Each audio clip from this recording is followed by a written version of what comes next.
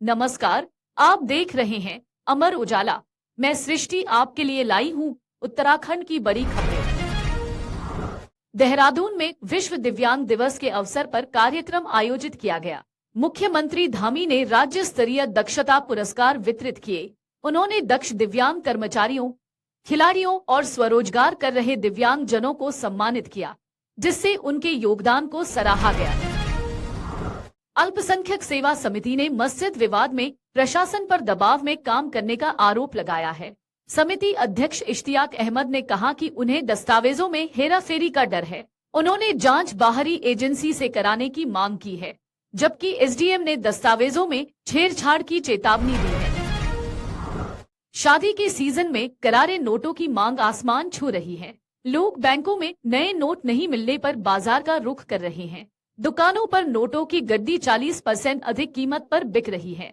10 रुपए की गड्डी 1450 रुपए में मिल रही है। नए नोटों की गड्डी कब आएगी, ये सवाल बना हुआ है।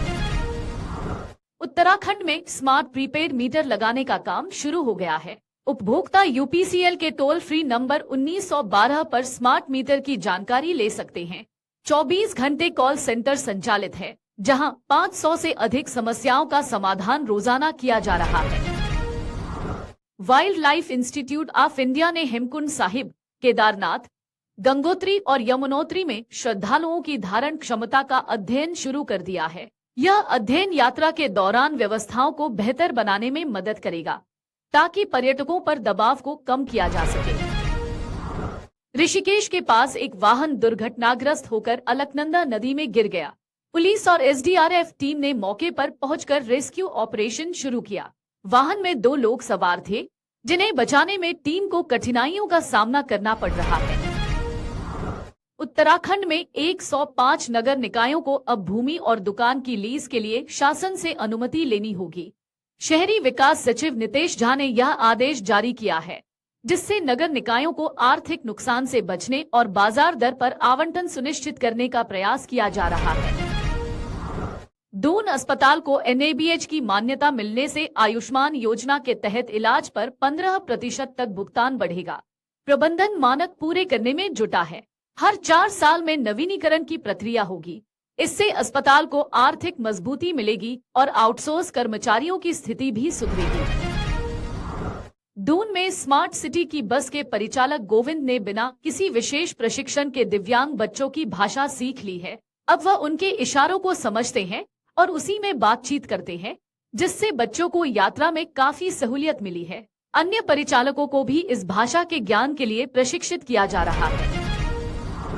अंकिता भंडारी हत्याकांड मामले में एडीजे कोर्ट ने एसआईटी की जिरह को समाप्त कर दिया है। अब 6 दिसंबर को अभियुक्तों के बयान दर्ज किए जाएंगे। अभियोजन पक्ष ने 47 गवाहों को पेश किया, जिनमें विवेचना अधिकारी भी शामिल हैं। अदालत ने बचाव पक्ष की जिरह समाप्त करने का आदेश दिया।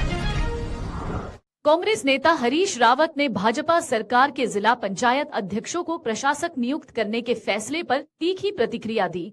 उन्होंने कहा कि यदि पंचायती राज व्यवस्था को खत्म किया जा रहा है, तो ग्राम प्रधानों और ब्लॉक प्रमुखों को भी प्रशासक क्यों नहीं बनाया गया। रावत ने इस कदम को गांधी और राजीव गांधी की पंचायती राज व्यवस्था को खत्म करने की साजिश बताया। राष्ट्रीय युवा दिवस पर प्रधानमंत्री नरेंद्र मोदी से संवाद का अवसर मिलेगा। खेल मंत्रालय की मेरी युवा भारत पहल युवाओं के विचारों को राष्ट्रीय योजनाओं में शामिल करने का मंच है। डिजिटल क्विज में भाग लेकर युवा दूसरे चरण के लिए चयनित हो सकते हैं, जो नई दिल्ली में प्रतियोगिता में भाग लेंगे। रामगढ़ के सुनका गांव में 2 भाई अंगीठी जलाकर सोए थे, जिसमें से एक की दम घुटने से मौत हो गई। जहीर अहमद की लाश कमरे में मिली, जबकि रफीक को इलाज के लिए अस्पताल भेजा गया। घटना की जानकारी परिजनों और पुलिस को दी गई। उत्तराखंड के राजाजी और कॉर्बेट पार्क में हाथियों के व्यवहार में बदलाव देखा गया है। अब झुंड नेपाल नहीं जा रहे हैं, बल्कि पार्कों के बीच ही रह रहे हैं। यह बदलाव बच्चों की सुरक्षा और बाधित कॉरिडोर के कारण हो रहा है। विशेष रूप से मखना हाथी नेपाल की ओर जाते हुए देखे गए हैं। उत्तराखंड सरकार ने 15 दिसंबर से आदि कैलाश और ओम पर्वत यात्रा के लिए हेली सेवा शुरू करने की योजना बनाई है। रुद्राक्ष एविएशन ने नैनी सैनी एयरपोर्ट से श्रद्धालुओं के लिए फ्लाइट्स का ट्रायल पूरा कर लिया है। नया किराया 46,000 रुपए प्रति श्रद्धालु होगा, जिसमें सरकार सब्सिडी देगी। अगर आप ये वीडियो YouTube पर देख रहे हैं तो हमारे चैनल को सब्सक्राइब करें और बेल आइकन को दबाना ना भूलें। अगर आप Facebook पर ये वीडियो देख रहे हैं तो हमारे पेज को लाइक करें।